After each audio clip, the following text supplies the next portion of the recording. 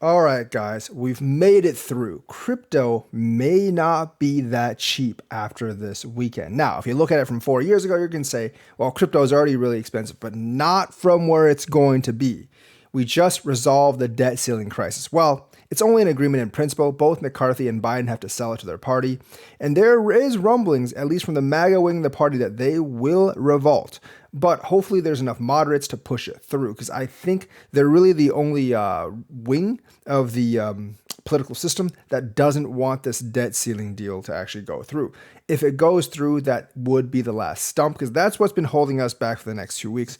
China coming in, of course, next week. And of course, now, new news, Russia is going to use crypto to settle cross-border transactions. And the thing is, they've given up on launching a national crypto exchange. They're going to use the existing crypto exchanges to launch it. And that means the government itself and probably a lot of Russians are going to be buying crypto to support whatever they're doing. So even bigger countries like Russia is being forced to the limit because they can't really get their hands on US dollars and other things to actually adopt cryptocurrency. So this could actually be very, very large for cryptocurrency. So the thing is, like with China basically coming in, with Russia adopting cryptocurrency, and with several other countries on the brink of adopting or have adopted cryptocurrency, a lot of stuff's going to rush in the second half of the year. Plus, the debt ceiling deal is not suspended for 1 year, but 2 years. They basically are going to not have this thing again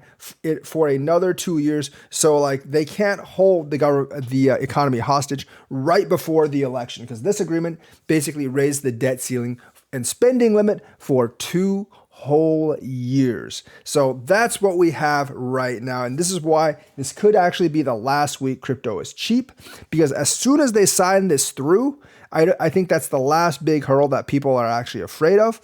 I do think the Fed might raise rates once again by 0.25, but I don't think that'll actually be that important. They will actually stop after that, and I doubt they'll actually raise that far into the summer. So with the interest rates stopping, China coming in, Russia officially settling cross-border transactions with crypto exchanges, and more adoption on the way from more countries, I don't think it's actually stoppable right now. Yes, US regulations are kind of a bitch, and Gary Gensler's going wild trying to stamp out crypto in the United States.